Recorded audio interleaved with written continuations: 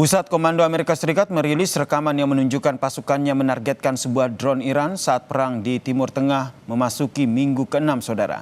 Dalam rekaman itu terlihat sebuah drone meledak menjadi bola api besar setelah terkena serangan dengan pecahan-pecahan yang terbakar, kemudian terlihat berjatuhan.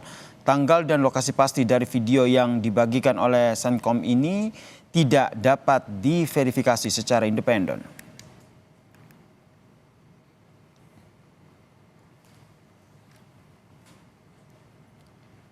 Media pemerintah Iran mengatakan 5 orang tewas dalam serangan fasilitas di zona ekonomi petrokimia khusus Mashhad di barat daya Iran.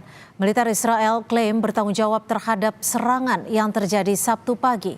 Perdana Menteri Israel Benjamin Netanyahu berjanji akan melakukan serangan lebih lanjut karena kawasan tersebut memproduksi dan mengekspor bahan peledak, rudal balistik, dan persenjataan tambahan.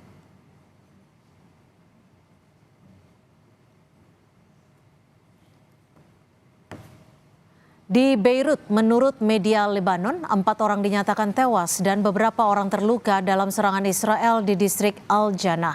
Rekaman video menunjukkan bagaimana reruntuhan dan puing-puing berserakan.